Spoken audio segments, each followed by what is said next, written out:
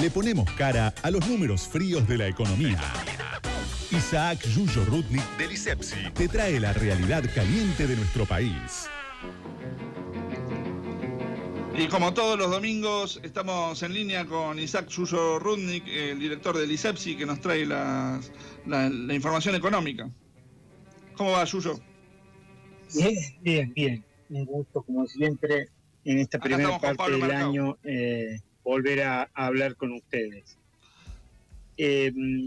Bueno, justamente por ser una de las primeras, creo que la segunda vez que nos comunicamos este año, me parecía importante, a pesar de que tenemos temas muy candentes en la realidad nacional, como el tema de continúa en la incertidumbre, cómo va el proceso de negociación con el fondo, y después también otro tema que es sustancial, que es el tema de la inflación.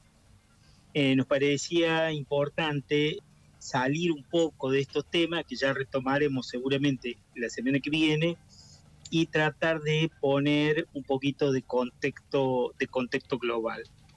Partiendo del tema de la inflación, como se dieron a conocer durante esta semana, es un proceso que se está dando en todos los países, por supuesto no en la misma proporción que la Argentina, pero hay un debate global respecto a cómo manejar la situación, digamos, sobre todo las variables que motivan la inflación, como la emisión monetaria, como el manejo del déficit fiscal, el manejo de las ayudas de los gobiernos para tratar de morigerar los efectos de la pandemia. Bueno, una serie de elementos que estamos en discusión aquí están también en el marco global.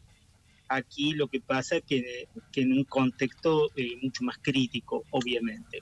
Ahora, voy a hacer alusión para ampliar el contexto global al informe que en estos días dio a conocer sobre previsiones para el año el Banco Mundial. El Banco Mundial hace una previsión de que va a haber una desaceleración general del proceso de crecimiento económico en el mundo para los próximos 2 años, para el año 22 y 23. En el mundo. En el mundo, por ejemplo, la perspectiva histórica está dando que, digamos, dando algunos, el crecimiento y decrecimiento en los últimos años y en los próximos. En el año 19 el crecimiento de la economía mundial fue de 2,6%. En el año 20, que fue el año crítico de la pandemia, la economía tuvo una recesión de 3,4%, o sea, el Producto Bruto Mundial se redujo 3,4%. En el 21 creció el 5,5%. La previsión para el año 22 es que se va a desacelerar el crecimiento a 4,1%, y el año siguiente, el 23, va a decrecer aún más a un 3,2%, solo un 3,2% de crecimiento. Para América Latina, el decrecimiento en el año 20 fue de 6,4%, este año que pasó fue del 6,7%, o sea, estuvo por encima del crecimiento promedio mundial, que fue el 5,5%, y para este año 22 la previsión es que va a descender el crecimiento a 2,6%, o sea, va a estar por debajo del promedio mundial, y en el año 23 va a seguir estando por debajo del promedio mundial, 2,7%, en el mundo va a estar 3,2%. Ahora, ¿cuánto va a ser, de acuerdo a esta previsión, el proceso en la Argentina? En la Argentina ya teníamos recesión en el año 19, en el último gobierno de Macri, en el último año del gobierno de Macri, que el Producto Bruto bajó un 2%. El año de la pandemia, que fue el año 20, el primer año fue de los países que... ¿Cómo? El primer año de la pandemia. Perdón, sí, el primer año de la pandemia. Estamos en el tercer año de la pandemia. El primer año de la pandemia, que en el mundo decreció un 3,4%, la Argentina decreció 9,9%. Pero en el año 21, o sea, el año que acaba de pasar, segundo año de la pandemia, el el crecimiento del mundo fue de 5,5 y la Argentina creció un 10%. Ahora, en el año que se inicia, de 10% que tuvimos el año pasado de crecimiento baja a 2,6. En realidad, si ese es el crecimiento que vamos a tener, significa que prácticamente no vamos a tener crecimiento. O sea, es simplemente un arrastre, como se dice, un arrastre estadístico. Y para el año 23 no mejorarían mucho las condiciones, sería de 2,1. A Brasil, que es nuestro socio, no le iría mucho mejor, digamos. Y esto obviamente es preocupante porque es nuestro principal socio, es el principal destino de nuestras exportaciones. Este año hay un cálculo en Brasil de crecimiento solo del 1,4% y para el año 23 2,7%. Un crecimiento, digamos, respecto a ese 1,4%, pero no mucho. Ahora, ¿cuáles son las causas de esa aceleración que plantea el Banco Mundial a nivel global?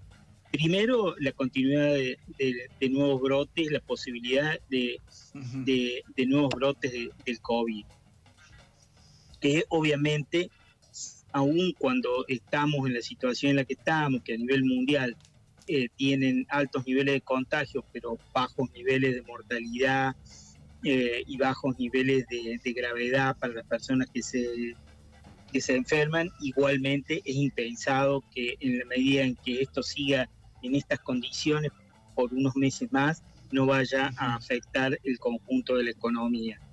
El otro elemento que plantea el Banco Mundial es que está terminando o va a terminar durante el año el periodo de lo que se llama el despertar de